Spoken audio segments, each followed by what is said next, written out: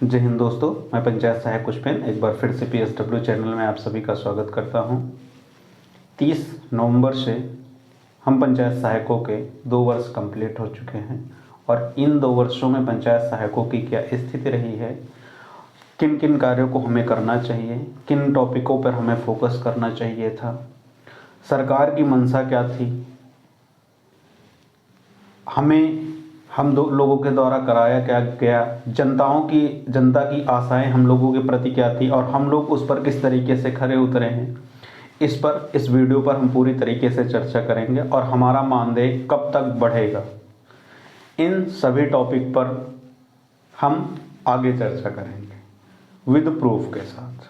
अगर आप चाहते हैं कि संपूर्ण जानकारी लेना इस वीडियो से, तो इस वीडियो को स्किप करके मत देखिएगा, क्योंकि हर एक पॉइंट आपके लिए बहुत ही महत्वपूर्ण है। अगर आप वीडियो को स्किप करते हैं तो आपको पूरी बातें समझ में एग्जैक्ट नहीं आएंगी और किस बेस पर हम लोग क्या करेंगे, किस बेस पर हमें बातें करेंगे, ये भी हम आपको देंगे सामने। चलिए हम स्टार्ट करते हैं। सबसे फर्स्ट टॉपिक, 2 वर्ष कंप्लीट होने पर हम लोगों को मिला क्या। अभी 2 वर्ष कंप्लीट हो चुके हैं, परंतु हम पंचायत सहायकों को जो कार्य करने चाहिए थे, पहले थिंकिंग, जिन चीज़ों पर टारगेट सरकार को पहले करना चाहिए, उन चीज़ों पर उच्च पदाधिकारी अभी खरे नहीं उतरे हैं, जिस कारण से अभी पंचायत भवन ही सुचारू रूप से संचालित नहीं हो पा रहे हैं। सबसे ज़्यादा जो मेन प्रॉब्लम्स आ रही हैं वो पंचायत सहायकों के द्वारा पंचायत भवन का संचालन करने में असफलताएं। रीजन, नेटवर्क सिस्टम, दस्तावेज और ग्राम सभा के पेमेंट, प्रधानों की मनमानी, सचिव की मनमानी, उच्च पदाधिकारियों की मनमानी, ये चीज़ें सामने आई हैं, जिस कारण से अभी भी और कहीं ना कहीं पंचायत सहायक की भी लापरवाही है, क्योंकि वो लोग ये सोचते हैं कि हमें 6000 मिल रहा है, हमें कोई कार्य करने की ज़रूरत नहीं है, घर पर बैठे हुए दूसरी पढ़ाइयाँ आराम से कर रहे हैं। देखिए, आप जो भी कर रहे हैं वो करिए, उससे कोई प्रॉब्लम नहीं है, परंतु उसको इस जॉब के दौरान आप किसी भी तरीके की पढ़ाई नहीं कर सकते। अगर आप कोई भी पढ़ाई करते हैं तो आप पर कार्रवाई की जा सकती है, जिस कारण से बहुत सारे पंचायत सहायकों का पेमेंट रोका गया है और उसमें जब भी बातें सामने आती हैं तो वो लोग यही सारे आगे की सामने बातें रखते हैं और पंचायत भवन के संचालन के स्थिति में CPO गायब हो जाते हैं, बहुत सारी जगहों के गायब हुए हैं, पेमेंट करने के लिए लेके चले जाते हैं, फिर आके वापस रख देते हैं। इन पॉइंटों पर भी काफ़ी ज़्यादा शिकायतें आई हैं, परंतु ये उच्च पदाधिकारी हैं और दबाया गया। हालांकि मेरे पास काफ़ी वीडियोज़ हैं, आवश्यकता अनुसार जब भी किसी के लिए काम पड़ेगा तो हम लोग वो वीडियो भी सामने लेकर आएंगे। अभी दूसरा टॉपिक है कि हम लोगों को क्या चाहिए था और मिला क्या है। हम लोगों से काम, ज़्यादातर पंचायत सहायकों से काम लगातार लिया जा रहा है, जो भी काम नहीं कर रहे हैं उनका पेमेंट पूरी तरीके से रोका भी गया है और जो काम करवाया जा रहा है सबसे ज़्यादा वो है गोल्डन कार्ड। गोल्डन कार्ड पर पूरी तरीके से फोकस किया गया है, जिसके लिए आप सभी को श्रम शुल्क भी दिया जा रहा है और आपसे जबरन काम भी कराया जा रहा है। और कहीं ना कहीं पंचायत सहायक BLO का भी काम कर रहे हैं, कहीं पर पंचायत सहायक रोजगार सेवक का भी काम कर रहे हैं। तो अब ये पंचायत सहायक ना होके इन पर पूरी तरीके से बर्डन रखा जा रहा है। सबसे पहले प्राथमिकता हम सभी को अगर किसी भी चीज़ पर देनी है तो अपने पंचायत भवन को सुचारू रूप से संचालित करने पर। अगर जिस दिन हम लोग अपने पंचायत भवन को सुचारू रूप से संचालित करना शुरू कर देंगे और जो गांव के लोग आशाएं हम पर किए हुए हैं उन पर तभी हम खरे उतर पाएंगे। तो उसके लिए उच्च पदाधिकारियों का साथ होना, उनका सहयोग होना, प्रधान का साथ होना, प्रधान का सहयोग होना बहुत ही ज़रूरी है।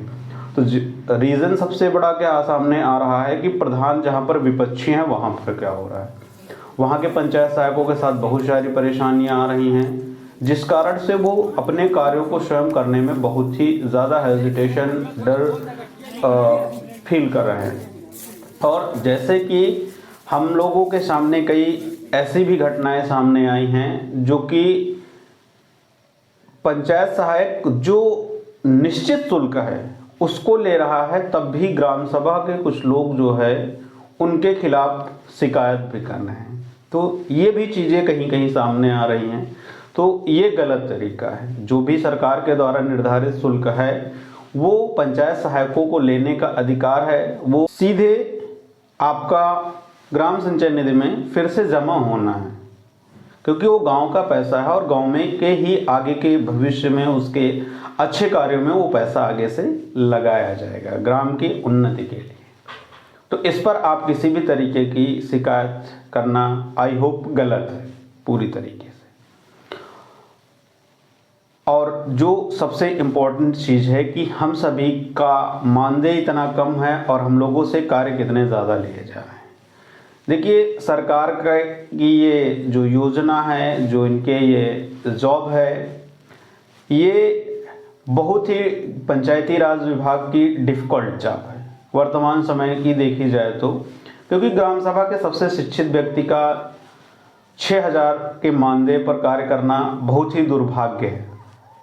मैं इस जॉब के लिए जो भी कर्मचारी हैं, जितने भी हमारे पंचायत सहायक भाई बंधु हैं, उनके लिए मैं ये एक दुर्भाग्य कहूँगा, क्योंकि जॉब पाना आज के लिए सौभाग्य है, परंतु पंचायत सहायकों का एक दुर्भाग्य है कि वो 6,000 के मानदेय पर कार्य कर रहे हैं, गांव में अपने काम कर रहे हैं। आई होप कि मिनिमम जो मानदेय है इनका 10,000 तो ज़रूर होना चाहिए।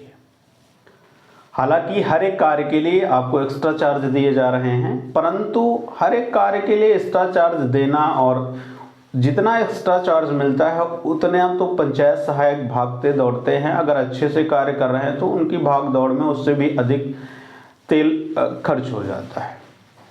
और सबसे वर्तमान समय में निर्वाचन में ड्यूटी लगाई गई है। देखिए, अगर निर्वाचन में आपकी ड्यूटी लगाई गई है तो आपको उसका अतिरिक्त श्रम शुल्क दिया जा रहा होगा। अगर अतिरिक्त श्रम शुल्क नहीं दिया जा रहा है तो आपको बिल्कुल भी कार्य करने की आवश्यकता नहीं है किसी भी तरीके की, क्योंकि आपको अगर कोई भी कार्य किया, आपको 6,000 रुपये केवल और केवल अपनी ग्राम सभा में कार्य करने के लिए दिए जा रहे हैं, ना कि तहसील में। ठीक, और वो भी दिन में भी ड्यूटी लगती है और नाइट में भी ड्यूटी लगती है। तो अगर नाइट में ड्यूटी करने जा रहे हैं या दिन में ड्यूटी करने जा रहे हैं आप, तो उसके लिए आपको तेल का खर्च और आपके खाने का खर्च अवश्य मिलना चाहिए। हालांकि बहुत ब्लॉकों में, बहुत सारे ब्लॉकों में हमने देखा है, मैंने जो ब्लॉक अध्यक्ष हैं उनसे बातें की, उन लोगों ने बताया है कि हाँ, हमें शुल्क दिया जा रहा है। जहाँ पर दिया जा रहा है तो वहाँ पर काम करने में किसी भी तरीके की लापरवाही नहीं करनी चाहिए। आप निर्वाचन में कार्य कर सकते हैं, क्योंकि अगर आपको उससे अतिरिक्त कार्य लिया जाए और उसका शुल्क दिया जाए तो कोई भी कार्य गलत नहीं है। परंतु बिना शुल्क के आपसे अगर कार्य लिया जा रहा है तो आपका शोषण किया जा रहा है। आपको अपने शोषण होने बिल्कुल भी नहीं देना है। और मानदेय कब तक बढ़ेगा? देखिए, उत्तर प्रदेश में वर्तमान समय में सभी चीज़ें संविदा पर हो चुकी हैं, और जैसा कि अग्निवीर भी निकल रही हैं, और आने वाली वैकेंसी काफ़ी ज़्यादा जो है 4 साल के लिए उनकी समय सीमा होगी, और जो भी उन पर अगला कदम उठाया जाएगा वो 4 साल के बाद। आई होप 2024 में होने वाला चुनाव है, परंतु इस पर पंचायत सहायकों का किसी भी तरीके से ध्यान नहीं दिया जाएगा। परंतु 2 साल कंप्लीट हुए हैं, आई होप 2 साल और कंप्लीट होने के बाद सरकार हम पर अवश्य विचार करेगी और हम सभी का मानदेय 6,000 से अधिक होगा। और उम्मीद थोड़ी बहुत पाई जा रही है कि हो सकता है कि 2024 के चुनाव के पहले पहले हम पंचायत सहायकों का मानदेय बढ़ सकता है।